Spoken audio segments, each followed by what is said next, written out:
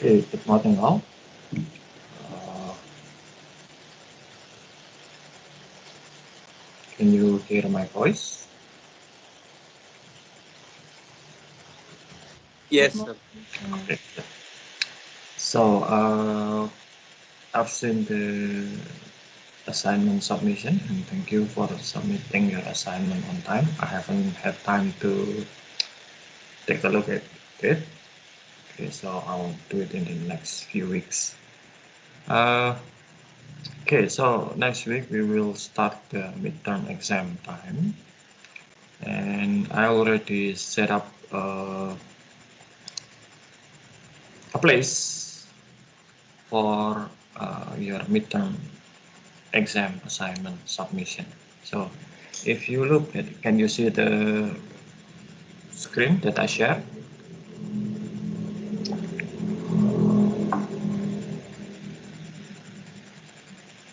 Is it visible to you, the screen that I shared?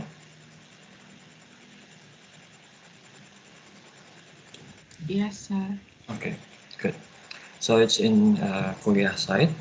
Okay, as you can see, I haven't posted the question yet, but it will. So your midterm exam is scheduled for Thursday, October the 22nd, starting at 8 a.m. and finish at 10 a.m. So I set the due date for your exam assignment. This is individual, by the way, at 10 a.m. So that's the latest. I will post the question the day before. So I'll post the question on the Wednesday, the 21st of October. So you have about 24 hours to work and submit your assignment. Your midterm exam. So it's take home, well, obviously, and you have 24 hours to work. What's the material? The main materials for the exam would be your gadgets assignment. So please study carefully your gadgets usage pattern, okay, and the question will be related to that. Okay, there will be 3 questions, essay, and I need you to answer individually based on your uh, data and your observation. Okay, you need to submit your your exam using Kuliah site, not Microsoft Teams. Okay. However, learning from last semester experience, there is a probability, good one, that by the time you have to submit your exam, Kuliah site might not be able to cope with the increase in usage, and it might have problems accessing Kuliah site. If that's the case, I will make some alternative arrangement. Okay. And I will make some adjustment to the due date. It's probably mean that I will give you additional time to submit, and we probably will use Microsoft Teams for that. But uh, I'll deal with it if the Kuliah site having problems. Otherwise, you should submit your exam through Kuliah site normally. Okay. Any question?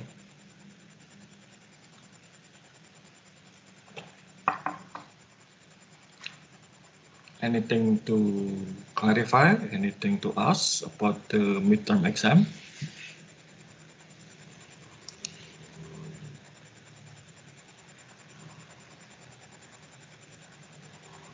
Is it clear? Yes, sir. Okay, thank you, Francisco. Right. Now, if there is no question, I'll start the lecture today. Uh, Today we will discuss the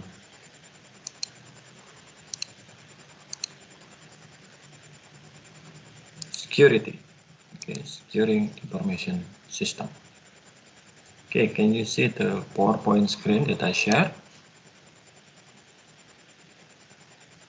Yes, sir. Okay, thank you.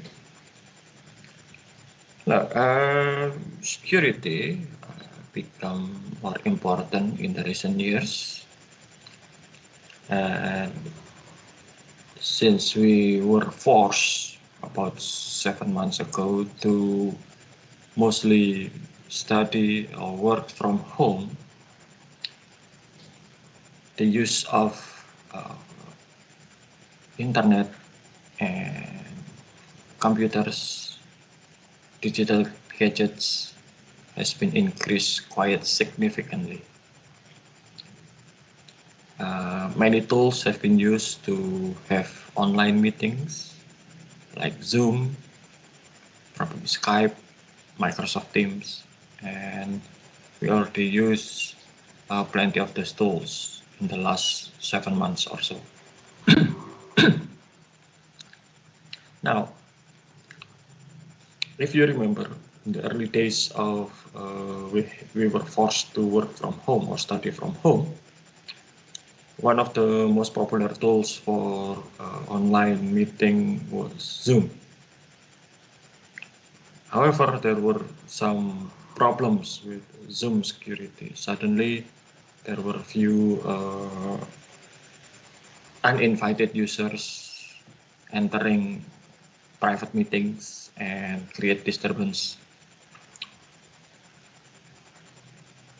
A PhD student in the US, while she was doing her final exam for her PhD, the exam was interrupted by somebody, and the perpetrator started to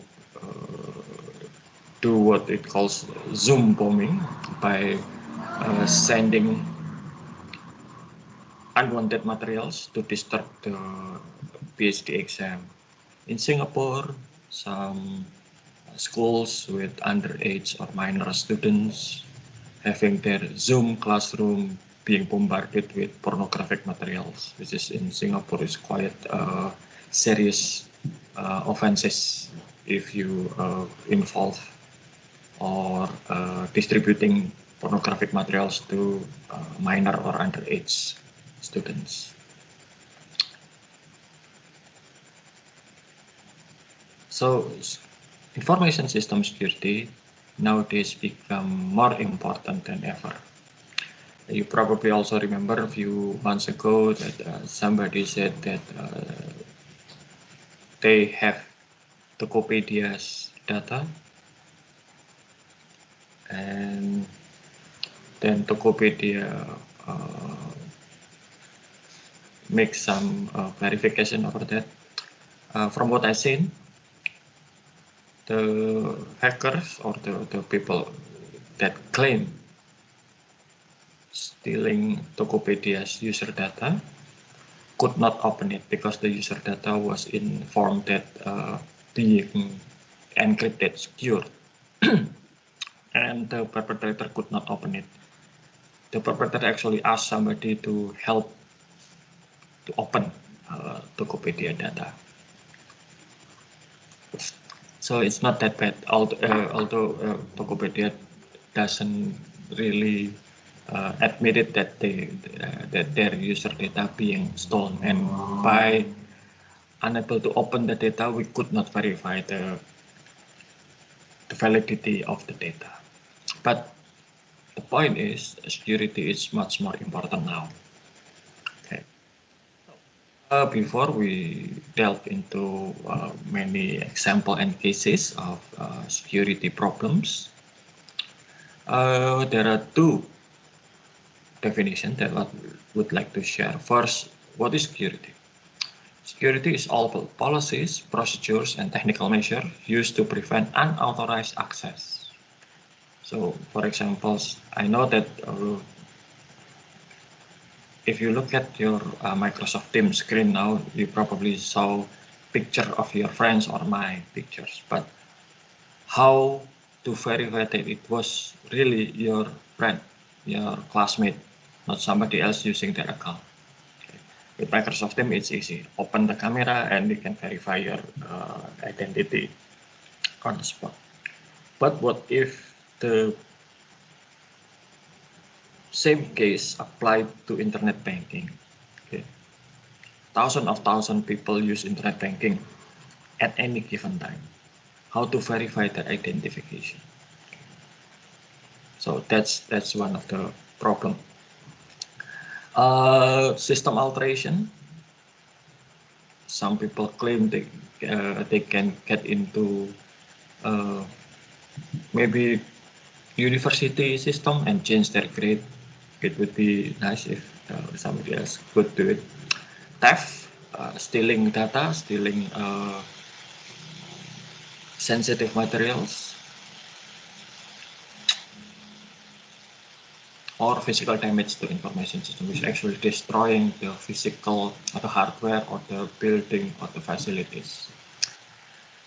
The next definition is about control. Controls methods, policies, and organizational procedures to ensure safety organization assets, accuracy and reliability of its accounting records, and operational adherence to management standards. If you remember, this is one of the topics we discussed in accounting information system last semester. So it's really related to that. Okay. So why information systems are vulnerable?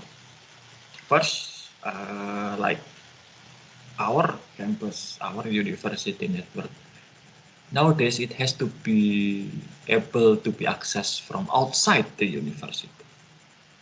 Before the pandemic, before we were forced to work and study from home, most of our works at university being done while we were at the premises. We use university network, we use university facility. But nowadays, you work from your own, you study from your own home, I work from my home, using our own equipment. Okay? So the university has opened that because we need to access that. We probably subscribe to different internet provider from what the university subscribe. You probably use cable internet, you probably use cellular internet, things like that. There would be hardware problems. Some equipment just broke down, or last semester there were electricity blackout at our campuses, and even though the generator was working fine, for some reason the electricity never reached out to the servers that hosted kuliah site. So the server was down and broken. Okay, so that's another problem. Software problems. You probably often had your software crash on you. Disasters. The use of network or computer outside firm's control. With our own equipment, we can do whatever we please, and that somebody could unintentionally infected by malicious software viruses that can get into university network and destroy the system. Loss and theft of portable devices, things like that. So you can see this picture, starting from the client, us as user, there's already risk of unauthorized access and error. And when we use communication lines, there is another series of risk. Tapping, sniffing, somebody could alter the message. The servers from our organization is vulnerable to hacking, viruses, vandalism, things like that. Okay. Internet is especially more vulnerable because it's open to anyone. Okay. And because the size of internet is quite easy to hide behind somebody else and conduct criminal acts. With the size and the user of the internet, It means that if somebody could create problems, it could impact a lot of people. Remember on our last lecture, I talked about the address book of the internet, the DNS server. If somebody attack DNS servers and knock them down, it will affect the whole world because the internet address book was not working. Okay. And there are any others. Wireless, I already told you that Wi-Fi is one of unsecured communication media. Why is that? Because anybody can use Wi-Fi. The frequency that being used by Wi-Fi is free frequency.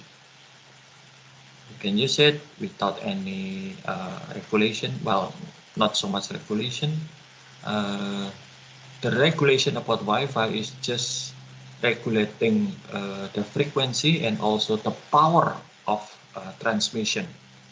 Nothing else much. Okay. It's much more secure to use your cellular phone. Why? Because the frequency being used by cellular phone operator, a paid frequency. To use that frequency, you have to register to the government. You have to pay some hefty money for using that frequency.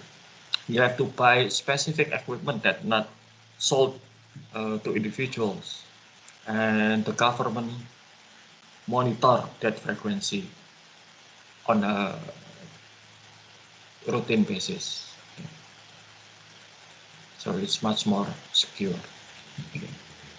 And I said to you last week, if I'm not mistaken, that anybody with right tools and right equipment and right techniques could tap into any Wi-Fi. Okay. There are plenty of tools over the internet. There are plenty of tutorials on how to tap into Wi-Fi communication. Okay. So it's not that secure. There are malicious software, specific software that designed and spread to disturb other systems like viruses, worms. Smartphone is as vulnerable as computer because smartphone is basically handheld computers. Okay. There are specific ransomware that, malicious software, malware that being more popular recently, which is ransomware. This is a specific software that when it infected your devices, it will encrypt your data so you could not access the data, and then the perpetrators will ask for some ransom, send them money, and then they'll give you key to unlock the data. Spyware, small program to monitor your digital activity. Some spyware actually being used by employer to monitor their employee activity. This is in terms that when the employee use office facility like work computers, work laptop, smartphone, work tablets, it's supposed to be used for work. So if you use work computers for, say, opening your online store, that would be a violation. Okay. And since you are being paid to work and you were given facilities, your employer have the rights to monitor it, as long as they upfront and honest about it. So if they make that policy clear that as long as you use office facility, you were being monitored, then that's fine. It's just like installing CCTV on office premises. The people who commit this activity is usually called hackers. Originally, hackers have a positive connotation. Hackers was attributed to people who hack computer. Hack means they tinker with computers. They try to do a lot of stuff with computers. modify computers to do plenty other things, opening garage door, monitoring stove, cooking or something like that. That's the hackers. So they try to be creative with computers. Unfortunately, be creative with computers then lead to criminal or negative activities. Okay. And now the negative and criminal activities stuck to the word hackers. So if somebody saw any computer crimes, computers problems, they'll call it, oh, it's hackers. Although it's not really hackers. Hackers could be good guy, could be a bad guy. A few years ago, somebody proposed that for hackers that commit crime or negative activities being called crackers. It's not stick. It was rejected by Oxford Dictionary. But then,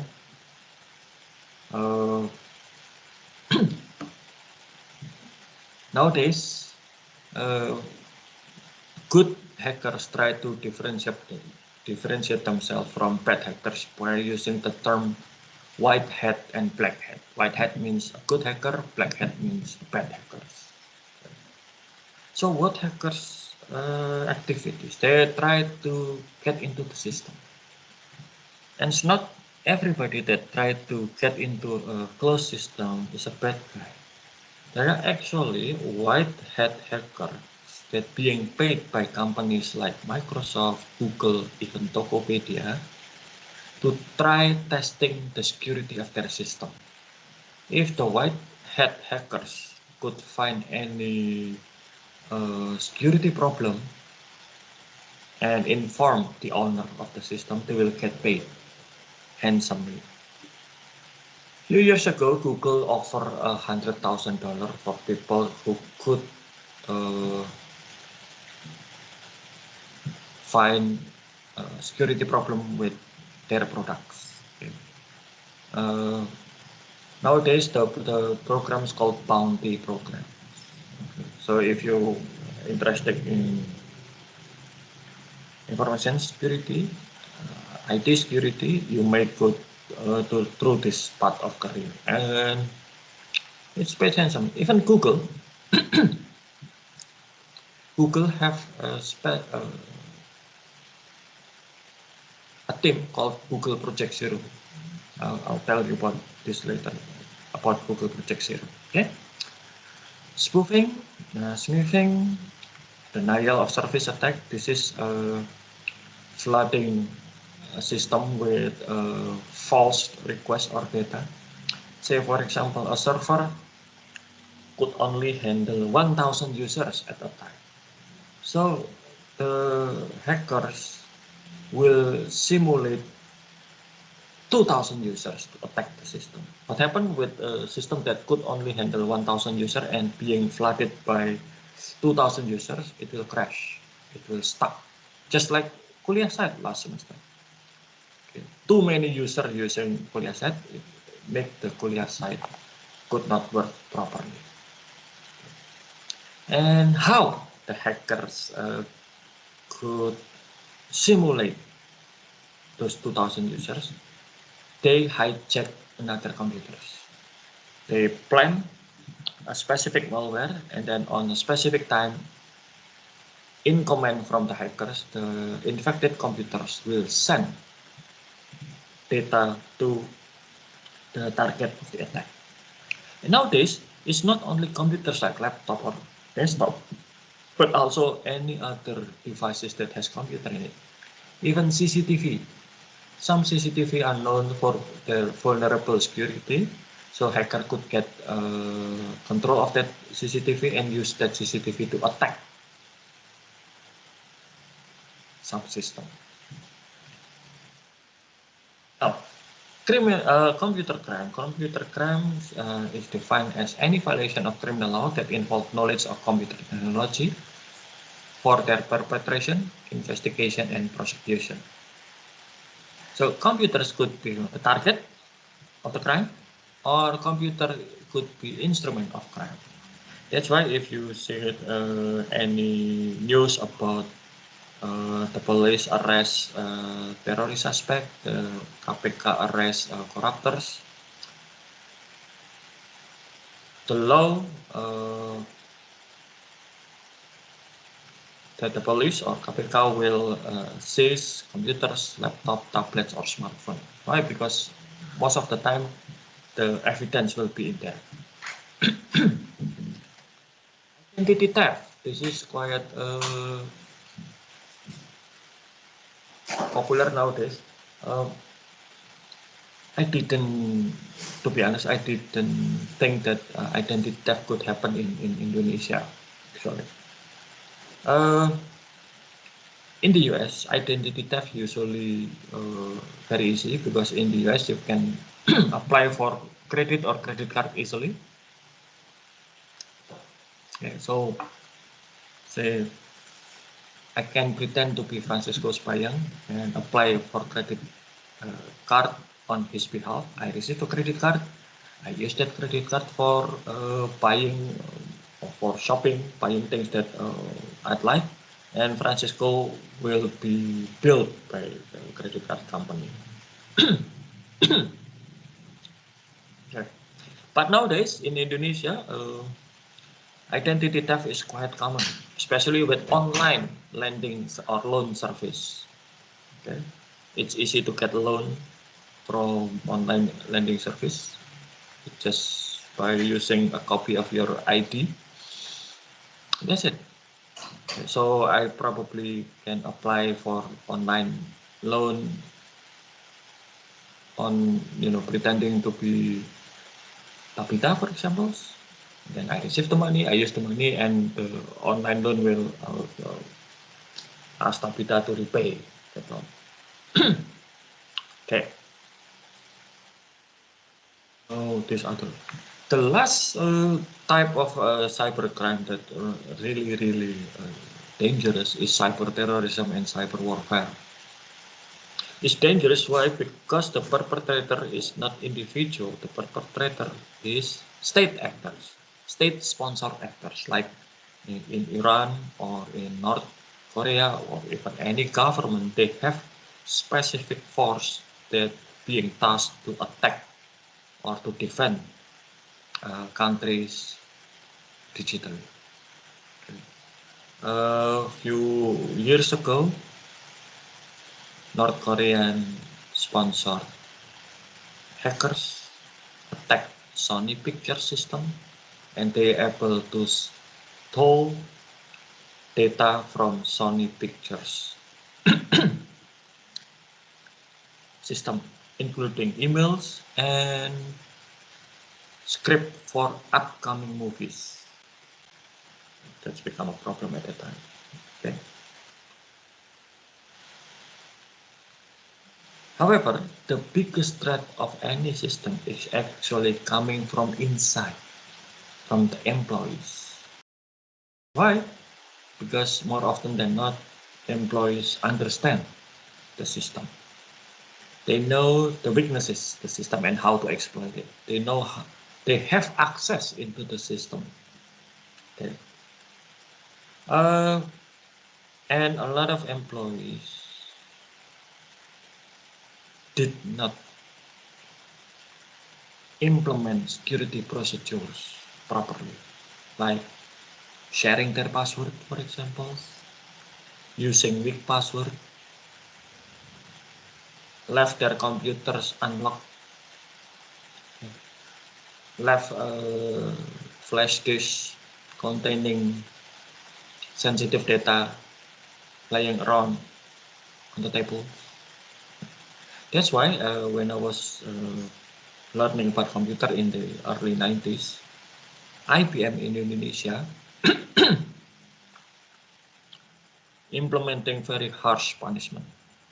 So if some employee left a disk on their tables unattended, the owner of the tables will get 2 weeks suspension without pay.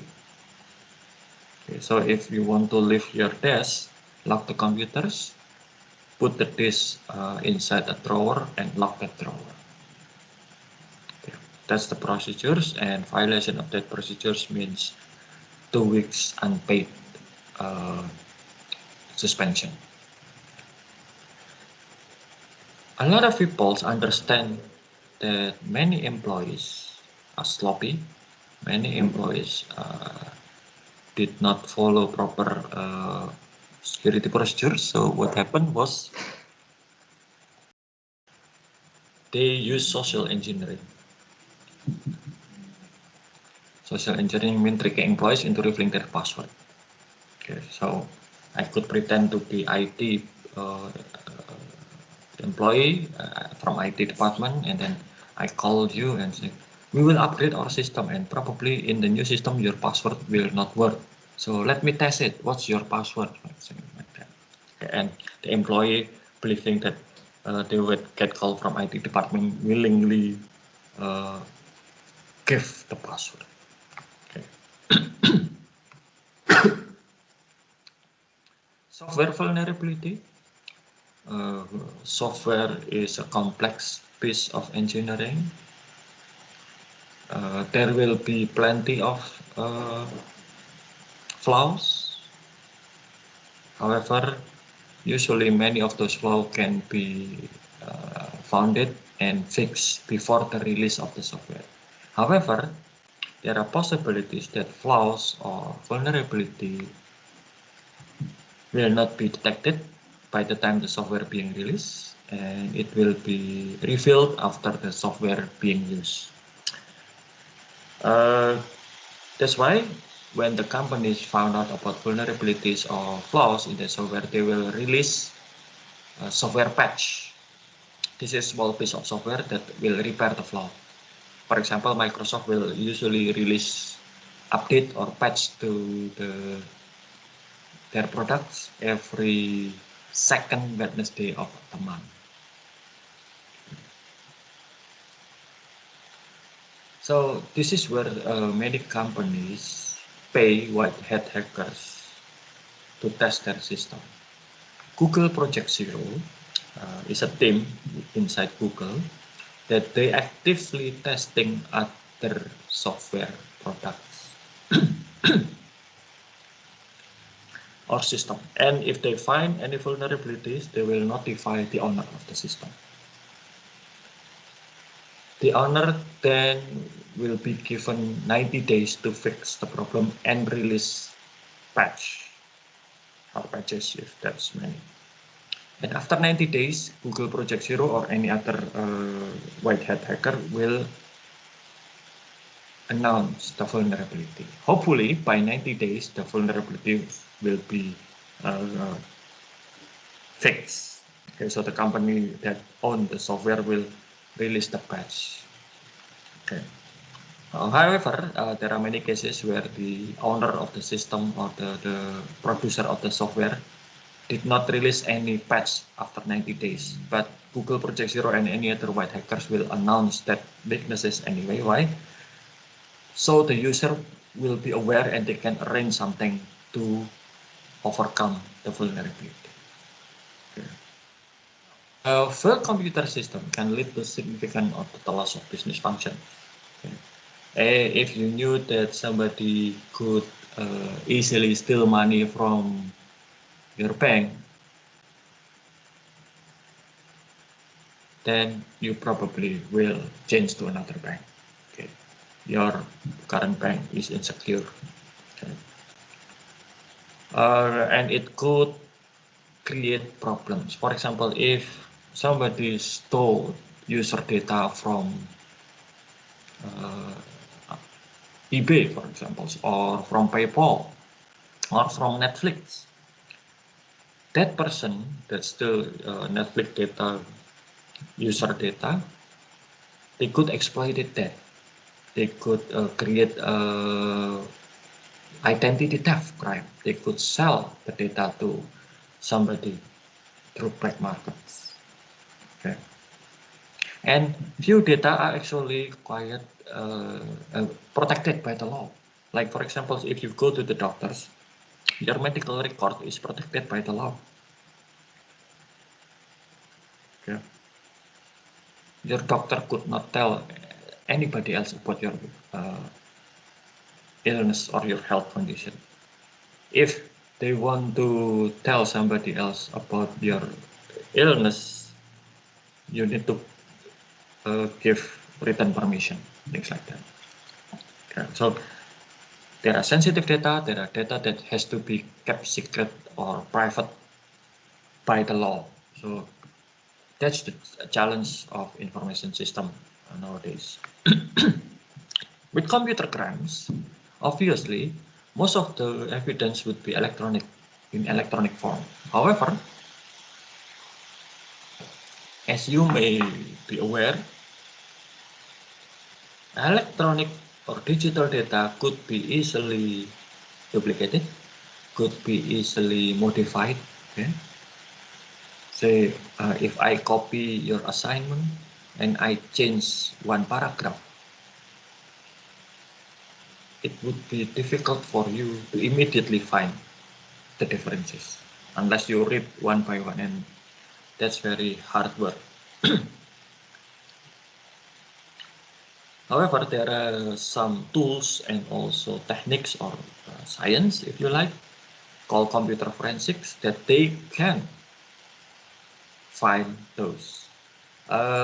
If you copy a file, although it looks similar through the naked eye, if you look beyond the appearance, there are actually differences between two files. So a computer forensic expert could tell you which one is original, or whether or not two similar digital files are genuine. Okay. If you take picture, for example, you can see inside that picture the location where you took the picture, the date, the time, okay? Things like that. So how to prevent of this problem? Well, obviously, like if you remember accounting information system, control. That's the answer. I will not go into depth about control because we already covered this in accounting information system. I just want to reiterate the importance of control. Okay, so in any decent organization, everything needs to be in control. Like our campus, if you remember that every classroom have computers, LCD projectors, okay, monitors. Those hardware are not just suddenly appears one day. There is a process to select, purchase, install, and set up that hardware. Also software. When I want to buy software, I have to make a proposal to Ibu Anas, the head of our department. Then Ibu Anas will apply that to the faculty. If the faculty approve, then the faculty will buy that software. And I could not install it. Somebody else from the IT department at our faculty will install that software. Okay, so that's the proper procedures. Okay. And many other control. If you want to use Wi-Fi, for example, you have to use campus Wi-Fi. You have to log in twice, right, to use that. Okay. Despite all the controls, sorry, that's for later. The recent technique in controlling information system is use risk-based control. So we identify risk, type of threats, okay, probability occurrence, potential losses, and expected loss. For example, if you look at power failure here, the expected annual loss is 30,000. So if we want to prevent power failure and it will cost 100,000, then it's not worth the effort. Why? Because the cost is 100,000 while our loss only 30,000. However, if preventing power failure costs $10,000 a year, then it's worth the money because we will face with expected annual loss of 30,000. So 10,000 is good. And we will need to have security policy. Our university have security policy. Okay.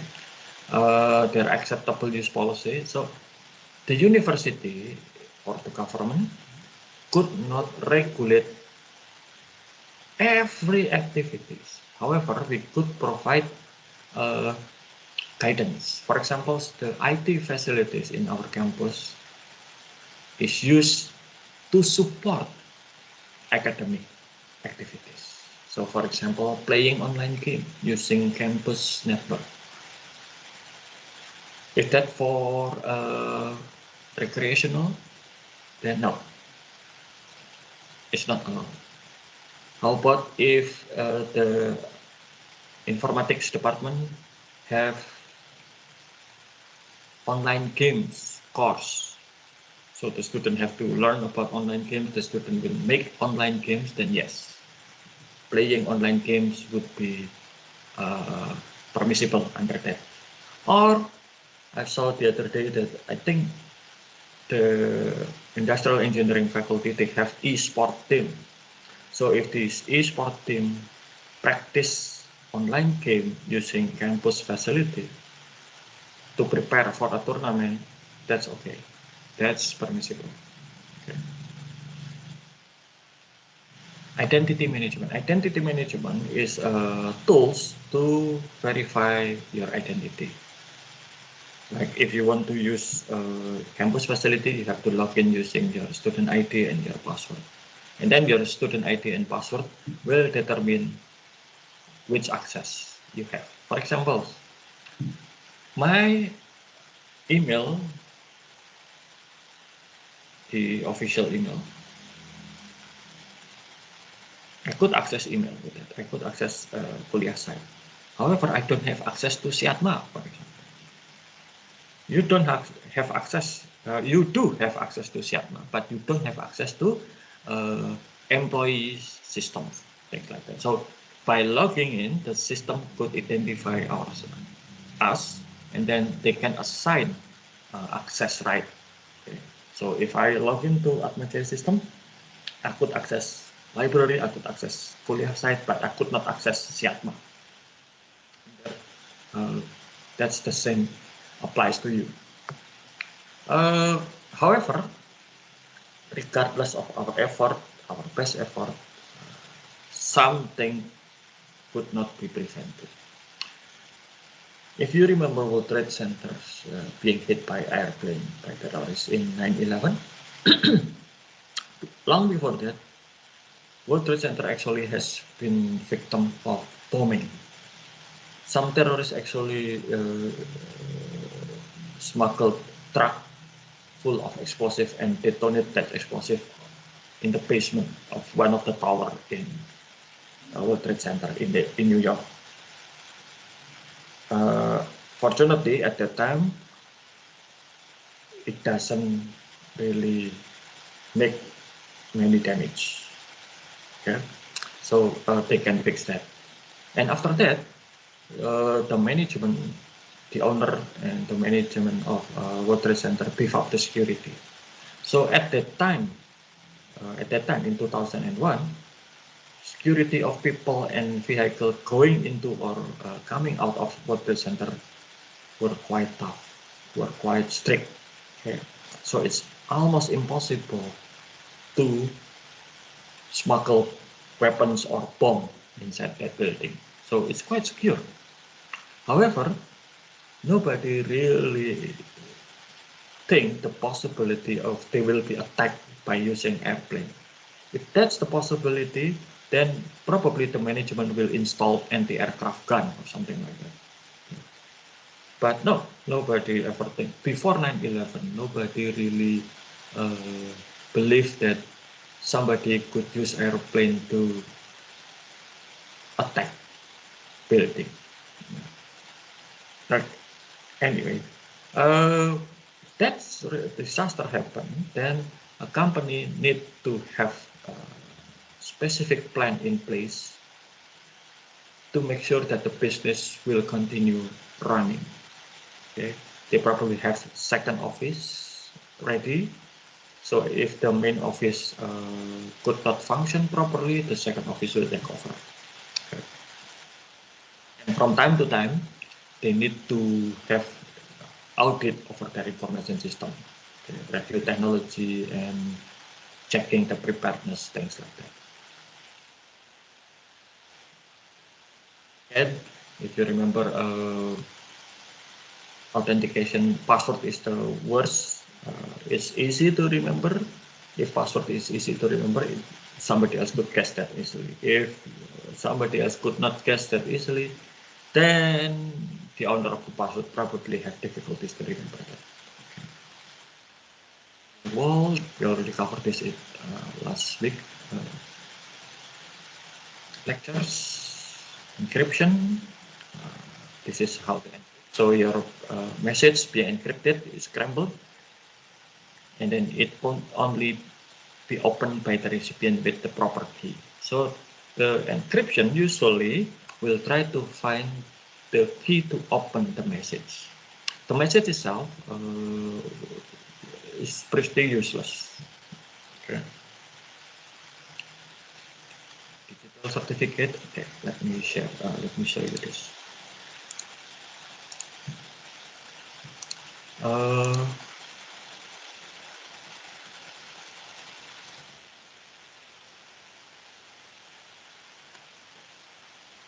So this is an example of encryption. So I'll put my name. As you can see, my name would be encrypted into this gibberish nonsense of character. So if you read this, doesn't mean anything. And this is one of the strongest encryption. Okay, you can talk files even.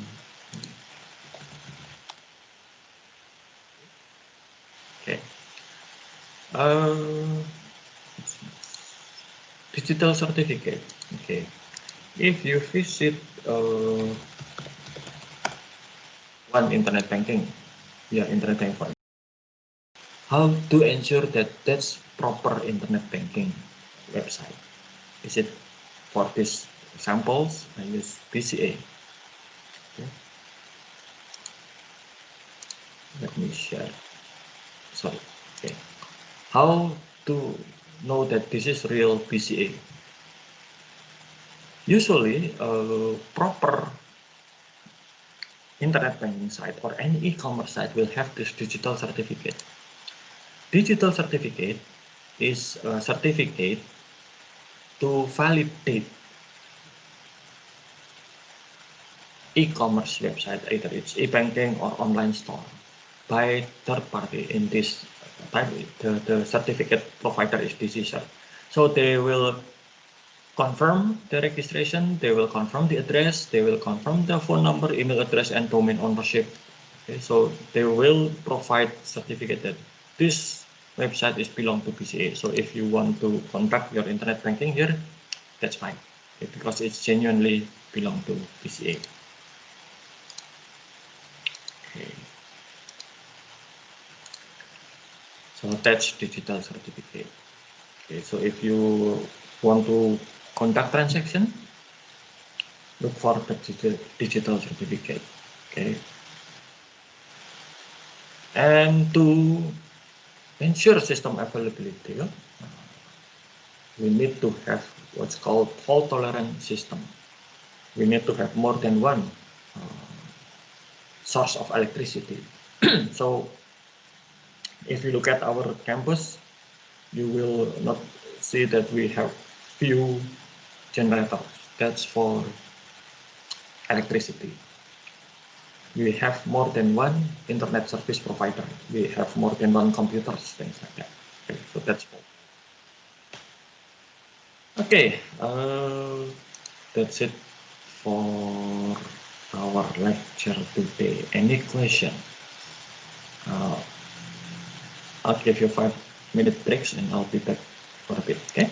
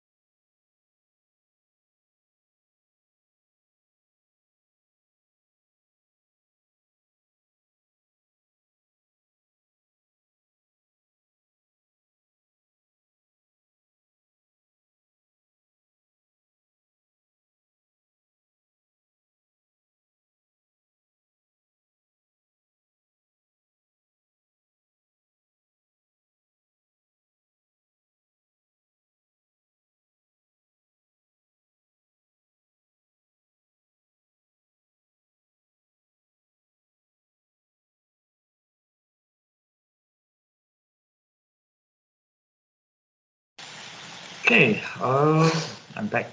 Any question?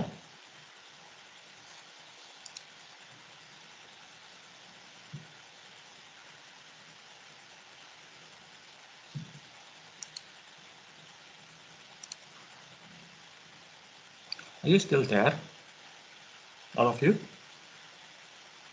Yes, sir. Okay. Any question? Sir. Any question? Okay. If you don't have any question, that's fine. Okay, I guess that's it for today. Good luck with your exam, and we will meet again after the midterm exam.